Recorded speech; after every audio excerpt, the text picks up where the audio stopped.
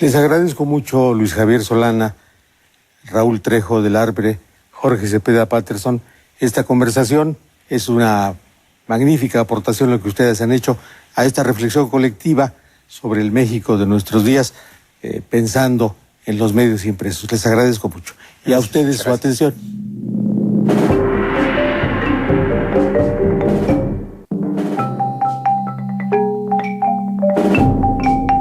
Bienvenidos a Discutamos México.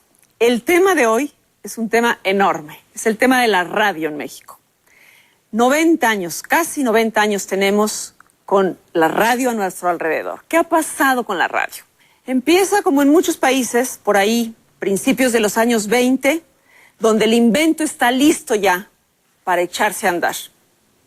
1921 es la fecha, en la Ciudad de México y en Monterrey, casi al mismo tiempo. Anárquico al principio, pero poco tiempo después cobra fuerza, empieza a institucionalizarse. En 1924, la Secretaría de Educación Pública en México saca una estación al aire con la idea de educar a través de esto que todavía no se sabe bien qué es. 1930, las estaciones grandes, que surgen en distintas partes del territorio nacional, aunque la que hace historia fuerte es la XCW, porque logra hacer desde el principio una especie de industria incipiente que después se transformará en algo mucho más grande. Pero lo interesante es que mucho de esto es en vivo al principio, ¿no? La gente se pone guapa, ¿no? Hay músicos en el estudio, están los compositores entre el público y es un gran espectáculo. Paulatinamente se van entreverando las noticias, algunos otros programas que no son ni noticiosos ni musicales, pero son los compositores y los músicos mexicanos de los años 30 los que salen a escena. Llegamos a los años 40, donde la cosa ya está un poco más armada, ¿sí? Y hay algo con lo que yo quisiera comenzar este programa. Un gran humanista mexicano, don Alfonso Reyes, recién llegado de ser embajador en Argentina, ve el invento de la radio ya echado a andar y dice: esto va a suplir a la antigua oratoria, ¿no? Escribe un articulito muy lindo que se llama La radio para la paideia, para la construcción de civilizaciones, para forjar caracteres. Y él empieza a enunciar todo aquello que podría realmente llevarse a cabo en la radio. Para no distorsionar, quiero sacar lo que dice Alfonso Reyes. Dice: nuestro deber como ciudadanos a través de la radio es la reconstrucción humana como ciudadanos que queremos un país habitable. Y dice, pero cuidado, cuidado señores que hacen radio, cuidado con dos cosas, con los esquematismos y cuidado con las rutinas, porque estas desvirtúan la libre invención. El talento humano lo frenan. Y luego, para usar palabras de la época, dice: detienen los sobresaltos del proyecto vital. Ojalá que no ocurra eso, dice Alfonso Reyes. ¿Ocurrió o no ocurrió? ¿Cómo la ven? Realmente es hablar de un amigo lo que estamos haciendo aquí. Es decir, un amigo en el que hemos tenido la oportunidad de trabajar en algún momento, pero un amigo al que hemos escuchado durante toda la vida y que tiene esta parte de complicidad y que forma parte de tu rutina. Me ha pasado ahora, por ejemplo, que veía a Fernanda, pues que la escuchas y sientes que la conoces, ¿no? Y eso nos pasa a todos cuando escuchamos la radio.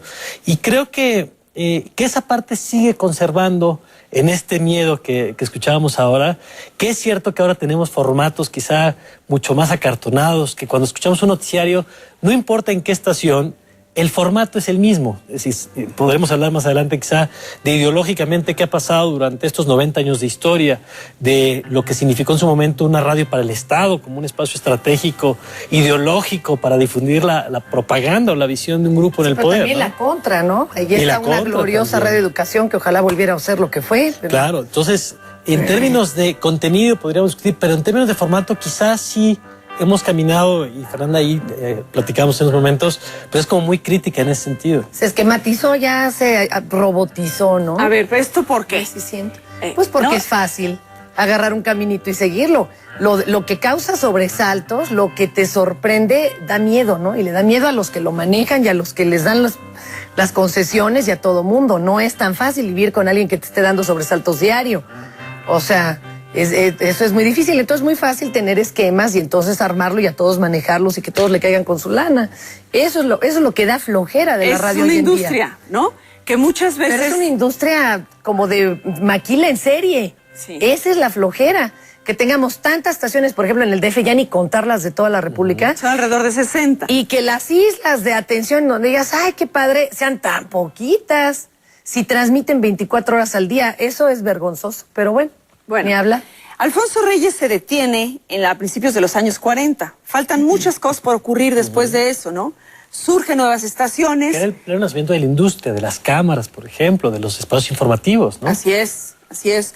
Pero lo que viene es que la televisión está a punto de surgir y muchos piensan que la radio se va a terminar con la televisión, ¿no? Hacia finales de los 40, los que comienzan con la radio dicen vamos a la televisión y la apuesta está ahí, ¿no? De hecho, surgen cadenas después de eso, cuando ya se venden muchas estaciones porque hay que invertir todo en la televisión. Sin embargo, la radio sigue. Pero te cuento algunas partes de la historia. ¿Se acuerdan de 620, por ejemplo? Era la única estación que tocaba música en inglés. Entonces todos los grupos tenían que hacer los covers del inglés al español porque si no, no podían salir en radio y ni cómo venderlo, ¿no? Entonces, cuando empiezan otras estaciones a transmitir música en inglés y ya pueden colocar el éxito directo, es cuando desaparecen nuestros rockeros, fusileros y cobereadores. Lo que pasa es que se automatizó. Dejó de ser todo en vivo, incluso la Cuca, imagínense la estación de la hora en vivo. Era en vivo. O sea, se daba la hora. Era la locura y leían todos los comerciales en vivo. Entonces dejó de ser tan manual porque éramos obreros del micrófono literalmente y se volvió pues automatizado, ¿no? Ya en los 80, pero ya claro que había una diferencia de Méxicos hasta por la música que oías. Claro. Estaban los nacos que oían Radio Capital y Radio Éxitos y los aspiracionales que oían La Pantera. Que tú has estado en todas, además. Bueno, casi, yo no estuve en la de los nacos, digo, yo soy naca, pero bueno. Pero no, la cosa es que ya había dos Méxicos y como en México muchas cosas son aspiracionales. Luego vemos en el 85 el temblor. La radio y no la tele y no los impresos la radio fueron los que acuñaron el tema solidaridad mucho antes de que este otro presidente maligno se encargara de destazarlo. Pero sin llamar a nadie a la ayuda, la gente se presentaba en las radiodifusoras y decían ¿qué puedo ayudar? Llevaban picos, palas. Esto fue un experimento adorable. Eso fue el pueblo de México tomando las riendas de su vida. No hizo falta ni el ejército, ¿eh? El ejército estaba atontado y no había protección civil. Entonces no sabían qué hacer. Y luego fíjate lo que viene. Vienen elecciones fuertes cuando lo de Cárdenas y demás. 88. Y se sondea a la gente. La gente solo le creía a los escritos y al radio. No creían en la tele. Fue cuando empiezan el corredero de gente de... ¿La gente sigue creyendo a la radio en este momento? Sería la pregunta. Ha bajado contra el escrito porque estamos hablando de nuevos medios. Ahora, ¿a dónde estamos? Que bueno, ya los jóvenes ya no están oyendo radio, están viendo los medios alternativos como son el internet y todo eso.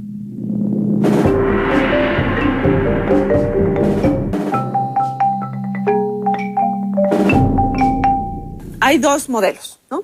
El del conductor estrella y el que intenta dar información, pero que también tiene que caer tantito en el conductor estrella. Sí, por supuesto, porque al final oímos a la persona, lo que decíamos al principio. Claro. Escuchas y creas un vínculo afectivo, personal con el conductor. Sí. Uno, yo creo que sí hemos exagerado en el tema de la pontificación, que señalábamos, en el que pesa demasiado de pronto la opinión del conductor sobre todos los temas. Es decir, me parece que la gente quiere escuchar a veces una postura. No significa que tengamos que permanecer neutrales frente a todos los temas. Hay temas donde esperas justamente que el medio defina qué es lo que quiere, en un sentido o en otro. Pero creo que opinar sobre todos los temas, a veces creo que sí se nos ha pasado la mano. Hay que revisar la estructura en la que operan los medios de comunicación desde salarial y dónde está construido el peso del medio, es decir, si está en una figura, si está en la redacción, si está en las áreas de investigaciones de asuntos especiales. Porque hay una gran paradoja.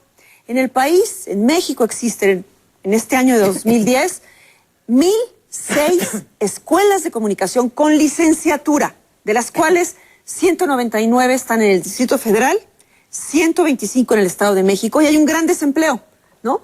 Y no hay una de todas estas 1,006 que digas, esta es la escuela donde la gente se va a especializar en radio, ¿no? Los medios lo que están pidiéndole al egresado es que sepa hacer, en el caso de noticias para radio, para televisión, para internet y para prensa.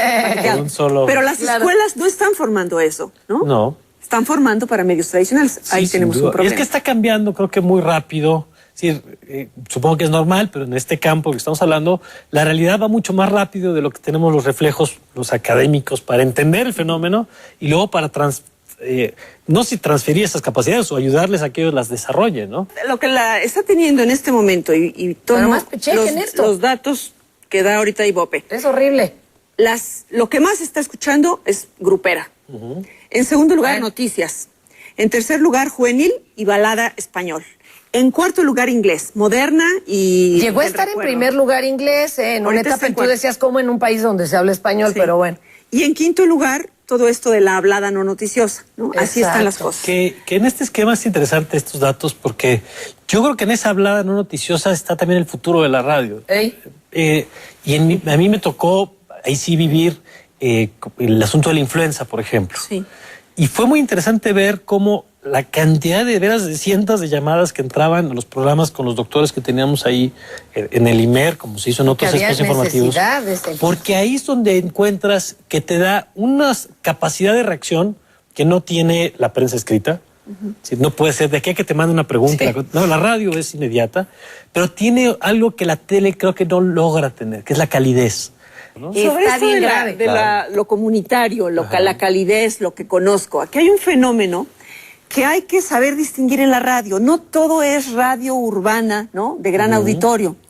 Hay desde hace mucho tiempo, desde hace muchas décadas, pequeñas radios que no tienen nada que ver con lo comercial, ni con lo estatal, ni con lo gubernamental, ni con lo universitario. Son radios que responden a una comunidad.